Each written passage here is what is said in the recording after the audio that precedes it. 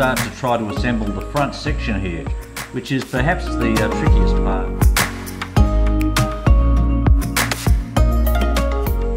We're now going to start the process of installing the motor. And the first step is to install here the motor mount piece, which is this little piece here.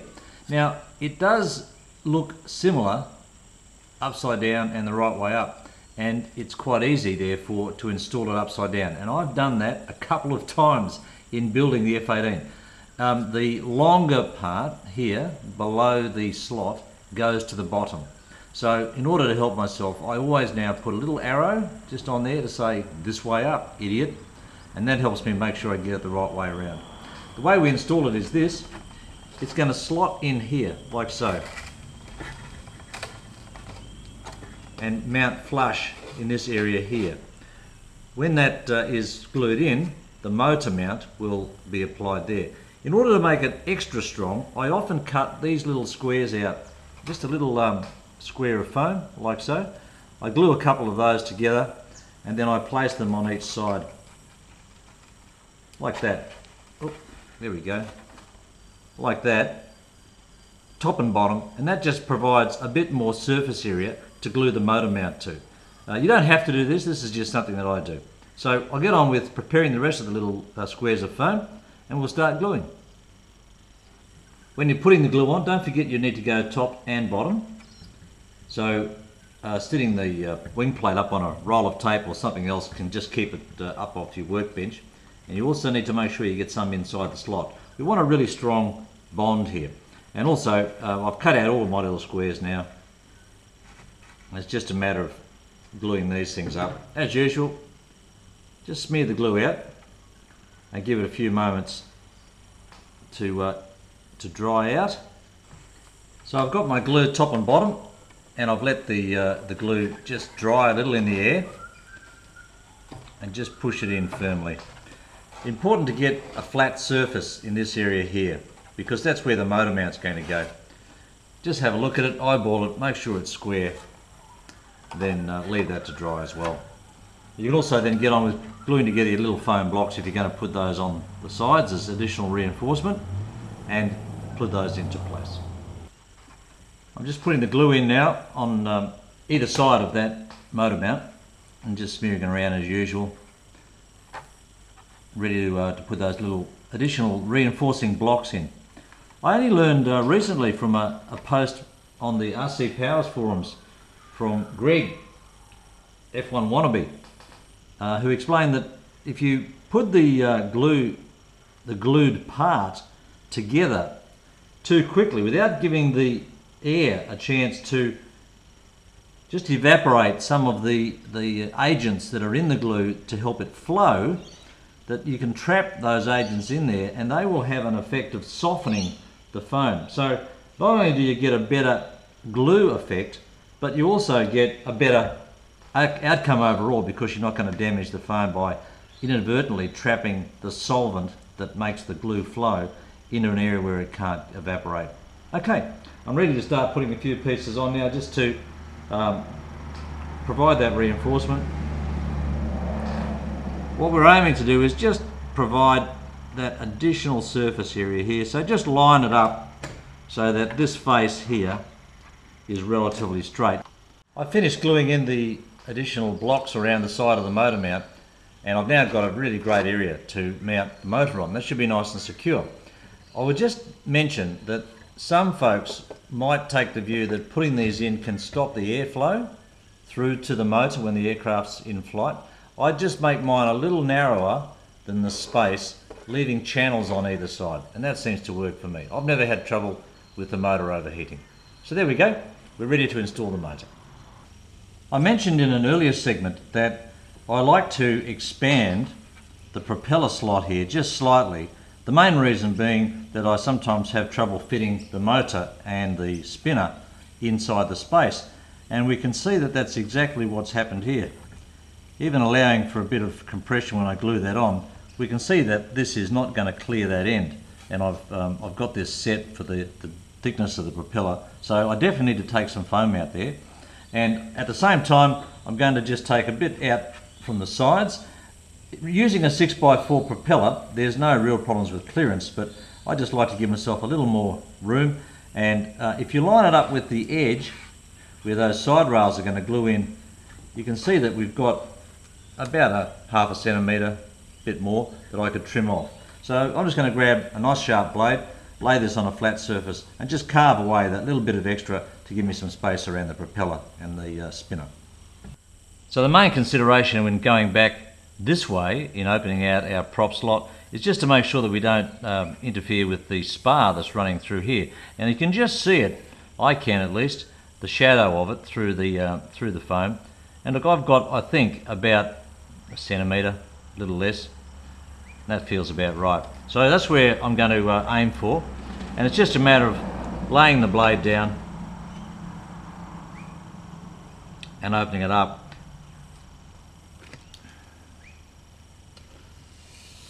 Do this in a couple of slices, just so you don't drag at the foam and tear it. And continue the process across the top here, and also I'm going to extend the sides as I said earlier.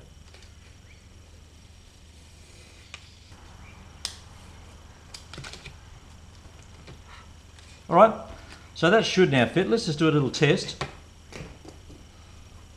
Yep, that's fine. So we're in good shape. I'll go ahead now and just take an extra little piece out of the sides. You'll recall that we talked about in the section on mounting the motor to the mounting plate that I chose to rotate the motor very slightly and drill new holes so that this cluster of wires coming out of the base of the motor is clear of these slots. You'll now see why I think that's important, because I'm going to push this into here now. Each of these slots on the sides engage with these pieces of foam here. And I'm hoping that you'll be able to see what I'm doing. Let's just move the camera in a bit closer. Okay, so a little test fit is always a good idea in everything you're doing on these planes. So we're just going to find those slots, there we go, and push it home. And that's going to fit nicely. That allows the wires here to run through that gap that I've left, and I can just make sure that I centre it up left and right so that the foam here isn't rubbing against the rotating barrel of the motor. And it is very slightly, so I'm just going to do that little adjustment. There we go, that's good.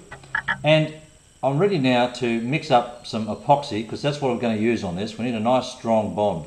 Some people use hot glue because it's slightly more flexible, given that it vibrates a lot, and that works okay. I just prefer to use epoxy for this. I think there's enough flexibility in the foam itself. So I'm going to mix up some glue now and we'll glue this in. As always when working with epoxy, at least the fast setting type, you've got to work fairly quickly. I just place a little on the base here. I'm trying very hard not to get it down this slot here, because if it goes in there it will glue up the back of the shaft. So I'm just spreading a little around the outside here. Just going to let that sit for a moment and slap a lot more on the face here.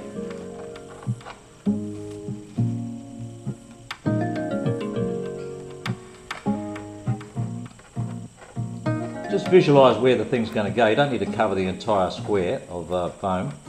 And I make sure that I put a little bit on these corners in here, which is those areas where the slots in the ply mounting plate will engage. Okay, look, that's plenty. Let's get that on. Final check, everything looks good there. And because we've done a test fit, we know this is going to work. Just press it in firmly. You might find that the screws protruding through that plate just need to be shoved into the foam. That looks great. Once again, double check that you've centered it up. That is centered between these two so you don't have friction. I mean, if you do mess that up, don't worry, you can always trim it, but it's nice to have it in the middle. And this is where I indicated that it's useful to have this propeller spinner installed, just to help me visualize the center So I can see that that's very slightly off. I'm just tweaking it, and likewise I eyeball it from the side, and that's also sitting true. This is how I set it up. I just lean it against the wall. I place the points on a folded piece of cloth just so that the sharp ends of the leading edge extensions don't get too badly dented. And that's near enough to vertical. Gravity won't come into play, and that will now, I hope, glue nicely into place. I always try to find something else I can do on the plane while parts are gluing. In this case, we're waiting for the epoxy to dry on our motor mount. So I'm going to get on now with some of the other electronics because I just want to keep the project moving along. I've started unboxing the 6 servos that I intend to use. You can use, of course, less, and if you only want an Elevon only plane, all you need is 2. I've just started pulling the bits and pieces out of the boxes, and as I think I indicated earlier, the box of goodies always contains a number of control horns and the like, and a few little screws. I have a little box here that I just use to store all those little extra items, because sometimes they'll come in handy. And you'll get so much of these plastic control horns built up over time. I've always done this, but I could probably start throwing them away because you never use them all, and it's just a bit of a waste to have those sitting on your bench, I reckon. But anyway, one of the other things I do in pulling these out is test the servos, and to do that I just quickly place one of the control horns on to make sure I can see what's going on more easily. And I do the testing with this little device here. Now, I've just made this up into a box, but the heart of it here is this little thing. It's a servo tester. You can buy that from Hobby King and other resources. This one allows me to plug in 4 servos at a time, and I can select between manual mode, which means that I can move the dial and adjust the speed of how quickly it moves. A neutral, which is really useful, it sets the servo arm inside the motor right on the 90-degree point. And then an auto mode, which means it will move back and forward, so you can check the throw of it. And I've installed this into a little box made out of some black spare foam I've got here, with a battery pack and a little switch, and that is very helpful. So I just plug them in. Just do the one here, and I'll turn this thing on now. You can see we're in manual mode. I'll switch it through to neutral, and the little device, the little control horn here, is now showing me that out of the box was centered. You need to do that because it will otherwise throw out the positioning of your control horns and your push rods later on. If I switch it through to the auto mode, you can see that it's just showing me that it is functioning right through its range, and if I want to speed it up, I can do that. So that's a really useful tool. I always take it back then to neutral, and I'm going to set that on all the servos I'm going to use. Get yourself one of these, they are invaluable.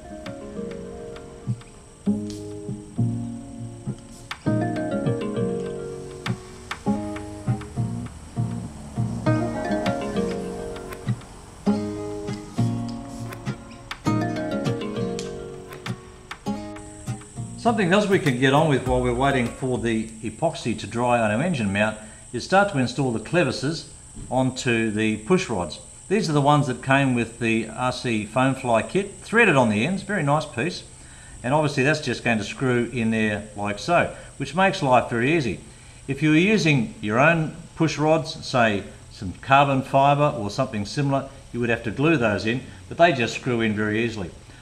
We're now coming to the part of the plane which sometimes is a bit challenging, and that is to mate the fuselage, which is now nicely dried. Our nose cone looks good. We'll shape this a little more later with the razor blade and some sandpaper, but right now that's ready to go, and our motor is now nicely glued in there. That looks solid.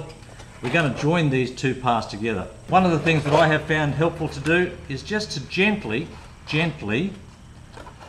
just offset the leading edges like that, just to give yourself a bit more room to get it in.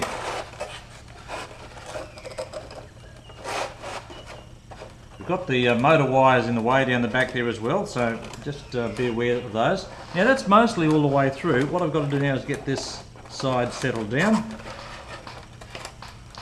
The front here, the inside of those leading edge extensions has these tabs, and this is where we're aiming for. And that's about right. Give those a wiggle.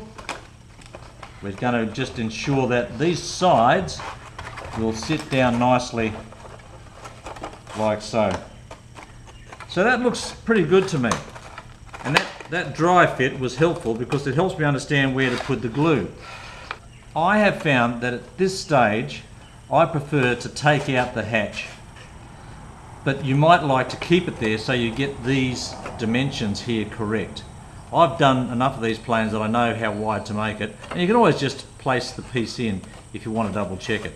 So before I go ahead and fit this now, I've done my dry fit, I'm happy with how it's going to go together. I am going to take this top hatch out so I can get my fingers in there just to make sure it is nicely lined up.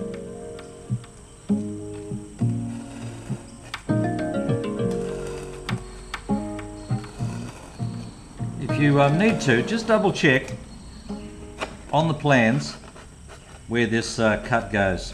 You don't want to be cutting it in the wrong place, obviously. There we go. Later on, we'll come back and hinge this. I've just done one more dry fit, and I've now gone ahead and placed a few little dots along the lines where I've worked out I need to place my glue. And that'll help me to visualize where to put it when I start squirting it out of the tube. If you get this wrong, it's not such a big deal. You can always go back and add a bit more where you need to by squirting it into the cracks, but it's best to get it done nicely. And I've visualized where I need to place the glue on the bottom piece as well. So with that done, it's time to get the glue going.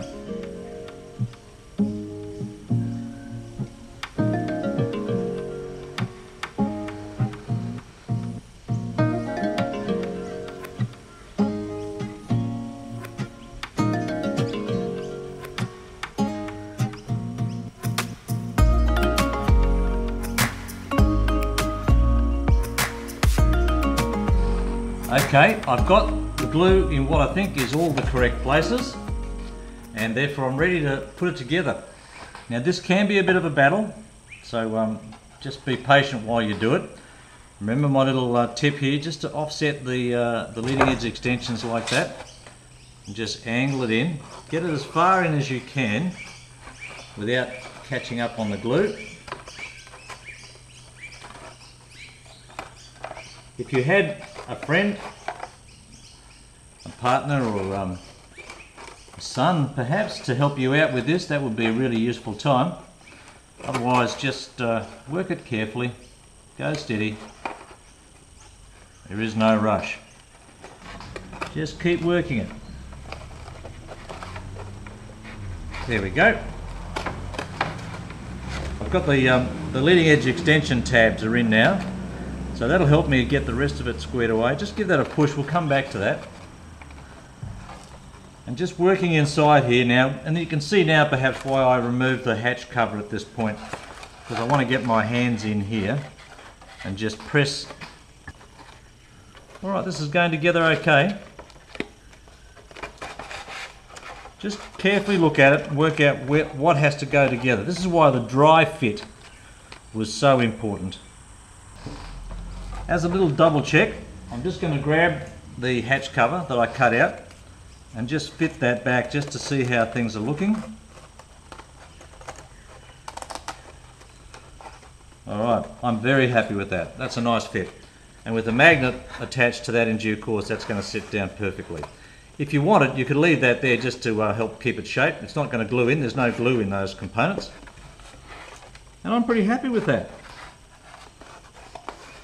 Just come back up to the front here and give that a little squeeze. And I would recommend that you just exercise your muscles a bit and just press in on that for a few minutes, just to really make sure the glue, which is nice and tacky before you even push the pieces together, really does stick on nicely. So we've just about got this fuselage and the wing plate married up. There's just one other thing to be careful of when you are gluing the fuselage and the wing plate together. I've now got the aeroplane turned upside down, and don't forget that on the bottom this plate here needs to be forced down very gently and glued against the keel that protrudes from what is the bottom of the engine mount. So just align those two, eyeball it from this end, make sure it's in the centre, and just glue that one down as well. I've been holding the leading edge extensions for several minutes now, and they're settled in nicely. I've just put a piece of tape across the top to further encourage it. I'm not worried if it creases this edge because we're going to carve that to make it more rounded. We're going to be working with the plane upside down quite a bit in the next phase of the build, and something to hold the plane upside down without damaging the upper surfaces is really handy. This is a really simple thing from Hobby King, very cheap as well, just a couple of bits of foam and an aluminium rod that connects it, and a couple of different sizes for different fuselages. That's great. It holds the plane very nicely, and you can work away here without denting the top of the foam. The other way that you can do this is using a technique that my friend from Canada, Scott, E3 Scott as he's known, he suggested this couple of pieces of timber. I've just glued some foam on the top.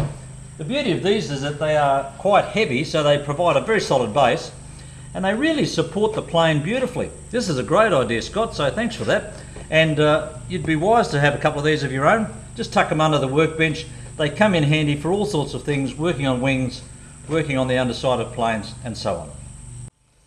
Now that we've got the fuselage and the wing plate married up, we can keep going with the build, and it's time now to start to install the nacelles and the side rails, which will really give it some strength, particularly in the rear of the aeroplane, and start to shape it up nicely. There are a left and a right hand piece for each of these, and this one here goes on this side, and you might want to just do a couple of dry fits. These tabs here are going to fit with these long ones here at this part of the wing, and I'd start off from the outside as I'm doing here, and then work your way to the rear of the aeroplane. At the rear,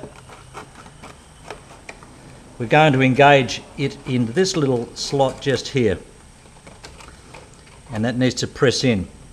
That will allow the elevon to move freely. And so we can see where we're going to have to apply glue between the rear edge of the wing and the spar, a few centimetres there and a little bit up here, and again forward of that slot. Now these holes here, these square holes, are for the servos. The rear ones are for the elevons, and the forward ones are for the the ailerons. So you need to start thinking about the electronics at this stage. It can be a trap just to build the whole plane and then go, oh, I can't get to the place that I need to put the servos. So just have a think about it. It's pretty simple here because we've got an open bottom of the plane and we can get to it.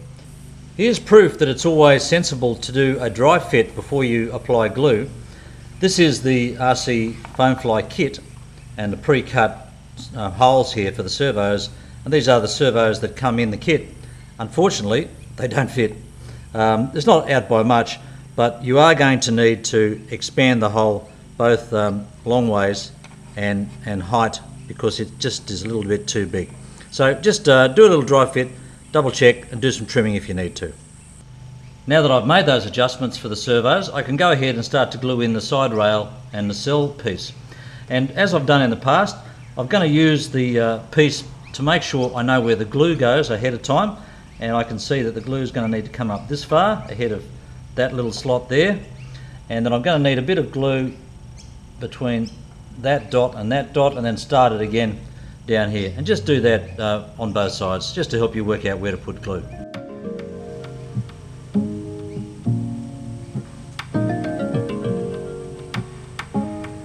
Alright, I'm ready to place the side rails into position now. The glue is set up nicely for me.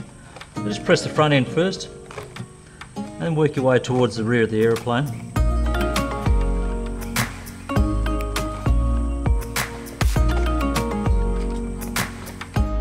This part here has to press inwards that way as well as down flush, and then just make sure that we're aligned here so that there's no overlap, so that the elevon here can move freely.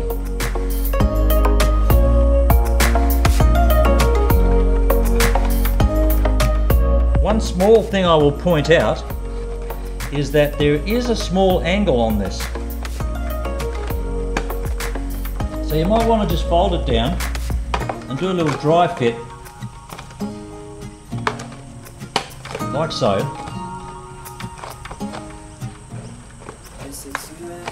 So that's how the nacelle is going to look. That has folded down and there's a couple of tabs. You'll be able to see it once you go to fit it.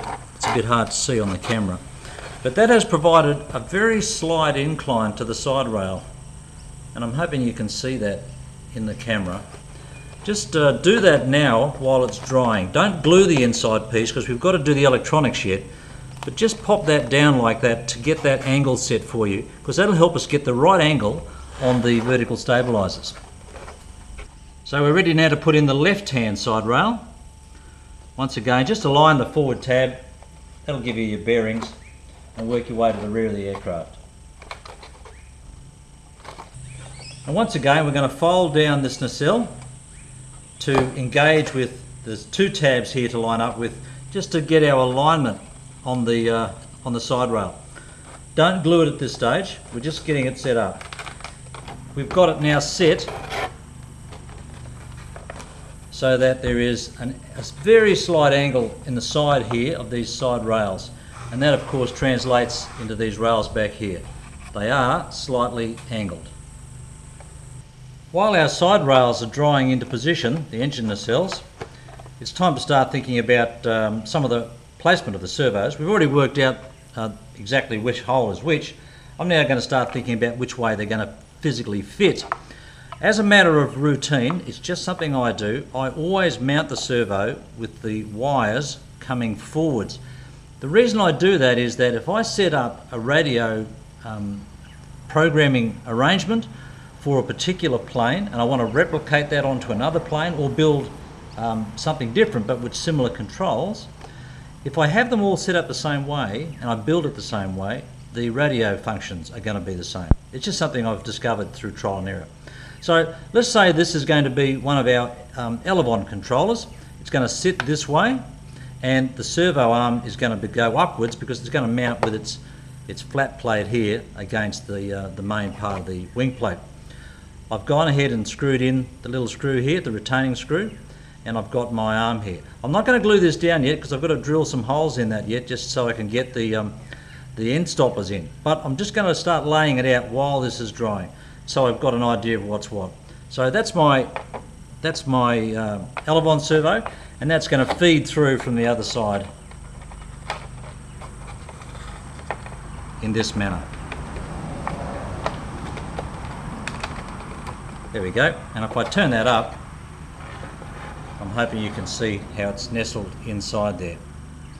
And we're going to run the control rod inside that rail back towards the elevon. Now you can do this in a couple of ways. In this case, the horn is going to be outboard of the side rail, otherwise it couldn't access the aileron. You can do this either by mounting it straight on at zero incidence to the side rail and have a little bend maybe in your wire, and I know Dave Powers does that in his plane, so do other guys. I prefer a straight rod, and so I just angle my servo slightly, something like that, when I glue it into the slot. Still push it into that slot, still goes in fine, and that way I've got this wire or push rod going out in a straight run to the aileron. I just prefer that. You can do it any way you like. When we come to just do the test fit of the servo for the rudder, that's going to go in these two holes here in the engine deck back here. As I said earlier, I always mount mine with the wires coming towards the front of the aeroplane, and you can see that this one is appropriately installed as far as the control horn goes because it's pointing inboard. The reason that needs to happen is that the vertical stabilizer is going to go in this slot here, and if we had the control horn facing this way, it's going to foul the vertical stabilizer. So the one over on the other side is obviously going to have to point inboard as well. This is perhaps one of the reasons why you might need a signal reverser if you don't have that capability in your radio, so that you've got the rudders going in the correct direction. I've now got my 2 rudder servos ready with their control horns installed and facing the right direction, and I'll continue that with the rest of the servos. We're starting to get a few wires now leading around various parts of the aeroplane, and at some point these are all going to plug into the receiver. This might be a good time to start to label those leads. I do that with mine. Here's one from another build. This was obviously the left rudder, and I use a little machine just to make these labels up. You could just as well use a piece of masking tape and a Sharpie, but it really does help when you've got to start plugging and unplugging servo leads to get the wiring right, to know where they're coming from. I'm now ready to glue the servos for the rudders in. I'm going to do that now while I'm waiting for the rest of the plane to dry properly. You can use a number of different glues for this, and foam tack, I understand, works quite well for this purpose, but I like to use hot glue, especially for these ones that will mount with these little lugs here as the main contact point with the rest of the plane. So all it requires is a dab of hot glue at both sides, and maybe a little spot in the middle, like so.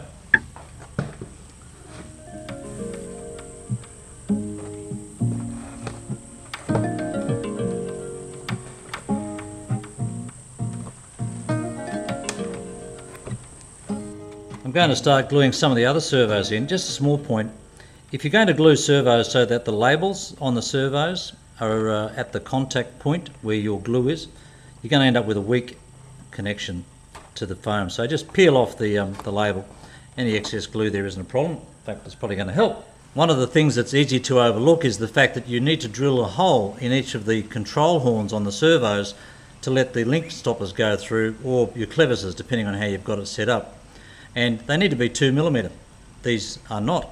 So I'm just going to drill those out now. If you forget to do this before you glue them in, it can be a bit tricky. It means you just got to take the horns off. Try and remember to do it before you stick it in. I didn't, and I've already got a couple stuck to the foam, but anyway, such is life. And while I'm here, I'll do the second one. Now I've got plenty of room.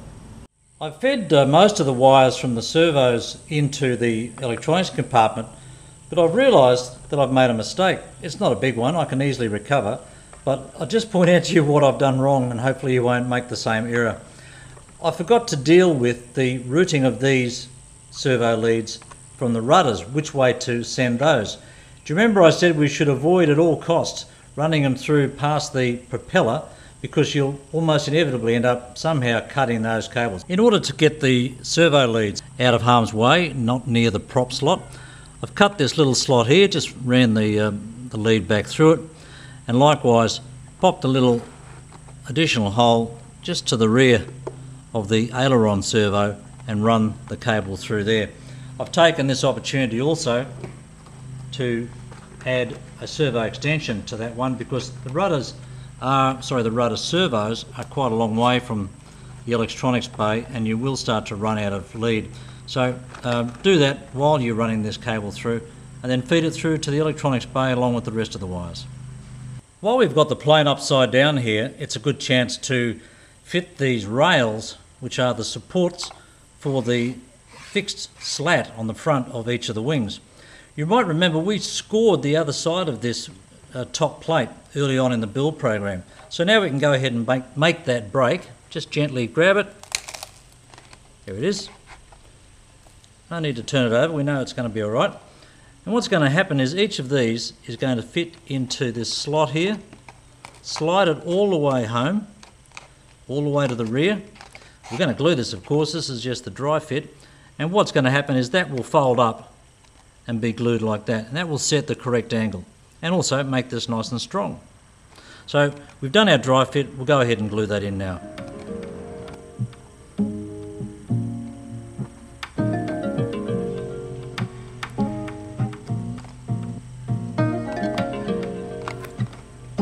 Just important to make sure it's fully to the rear, and then press him down. Put the other one in as well.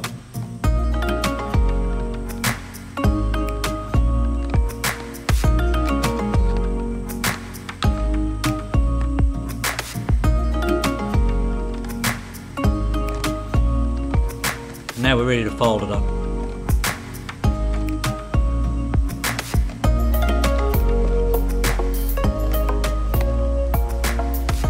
a little bit of tape just to keep the tension on while the glue sets up nicely.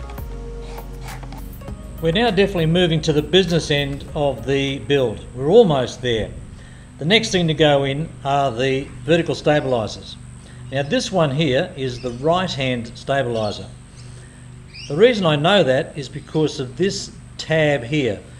You might recall that we scored this little groove across here, this line, and I reinforced the rear with some of my drywall mesh and some foam tack, and so it can fold like this. What's going to happen now is that will go through this slot, the slot in the top of the wing plate here, the engine deck, and then once it's through we fold this up, and this little tab on the bottom here will engage with this slot down here, and when that's set inside like that, it puts the fin in the correct vertical position with a slight outboard lean, a bit of a tilt off to the outside, and that's what gives it its nice lifelike appearance, just like a real F-18. It's important to get that right, and it sometimes confuses new builders. They're not sure what to do with these tabs down here. Okay, I've got my glue in place and I'm ready now to install the right hand vertical stabilizer. I've also done a dry fit, but even so this can be tricky, so take your time as always, and you'll find that if you get the thing almost down, then start to line up the tab, and I'm just going to turn this so you can see inside. I'm hoping that's working for the camera. We're just trying to get that tab, and so maybe just pull the vertical stabilizer down a little further to increase your leverage. Get a bit more of it in,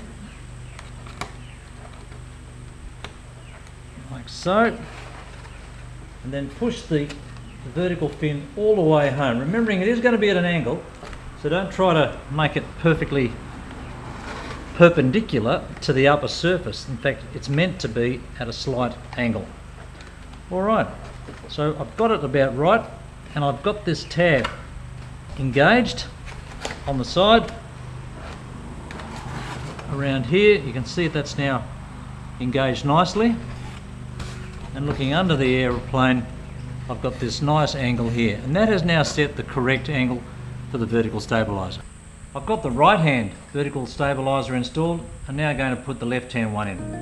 It's now time to install the canopy, which we built right back at the start of the build. It's not hard to figure out what's going to go on here.